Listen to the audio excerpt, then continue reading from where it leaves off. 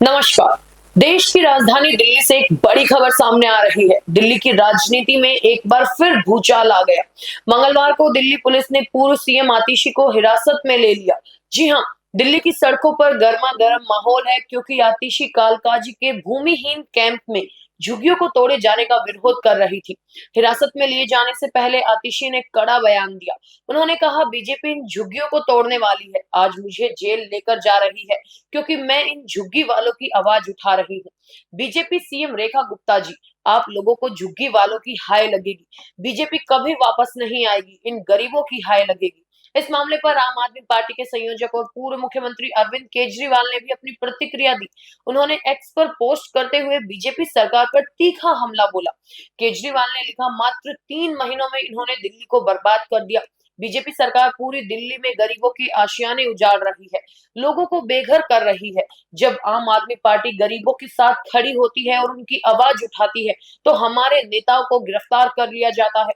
तो अब समझते हैं कि आखिर ये पूरा मामला है क्या और क्यों दिल्ली की सड़कों पर इतना हंगामा हो रहा है। दरअसल ये मामला जुड़ा है दक्षिण दिल्ली के कालकाजी एक्सटेंशन स्थित भूमिहीन कैंप से। सोमवार को दिल्ली विकास प्राधिकरण ने सभी निवासियों को एक आधिकारिक नोटिस जारी किया था। ये नोटिस हाईकोर्ट के आदेश के बाद जारी किया गया, जिसमें अवैध झोपड़ियों के खिलाफ बुलडोजर एक्शन के चलते परिसर खाली करने का निर्देश दिया गया। निवासियों को 3 दिनों के अंदर स्वेच्छा से मकान दुकान खाली करने को कहा गया। पालन न करने पर डिमोलिशन की कार्रवाई की जाएगी। तोड़फोड़ के दौरान झुग्गियों के अंदर छोड़ा गया सामान हटा दिया जाएगा और एजेंसी किसी भी नुकसान के लिए जिम्मेदार नहीं होगी। डीडीए ने निवासियों से शांति बनाए रखने और अधिकारियों के साथ सहयोग करने की अपील की। वहीं आप सांसद संजय सिंह ने दिल्ली की भाजपा सरकार पर लोगों के घरों, दुकानों और उनकी नौकरियों पर बुलडोजर चलाने का आरोप लगाया। इस पूरे मामले की जड़ में 7 मई को दिल्ली हाईकोर्ट का एक आदेश था। जस्टिस धर्मेश शर्मा की ग्रीष्मकालीन बेंच ने 1355 निवासियों की पुनर्वास याचिका खारिज कर दी थी। कोर्ट ने डीडीए को भूमिहीन कैंप को तोड़ने के लिए स्वतंत्र कहा। याचिकाकर्ताओं की दलील थी कि वो 1990 से यहाँ रह रही है और उन्हें पुनर्स्थापित किया जाए, लेकिन बेंच ने अपने आदेश में साफ कर दिया कि केवल वही परिवार पुनर्वास नीति का लाभ पाने के हकदार होंगे जो संबंधित विभाग द्वारा निर्धारित शर्तों को पूरा करते हैं।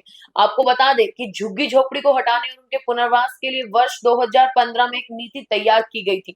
इसी के तहत 2015 और 2019 में भूमिहीन कैंप का संयुक्त निरीक्षण किया गया था। इस निरीक्षण के आधार पर पुनर्वास नीति के तहत तय मानकों को पूरा करने वाले निवासियों की पुनर्वास सूची तैयार की गई थी। अब सवाल ये है कि उन सूचियों में शामिल लोगों का क्या होगा। तो दोस्तों, दिल्ली में बुलडोजर और आशियाने के बीच की ये जंग तेज होती जा रही है।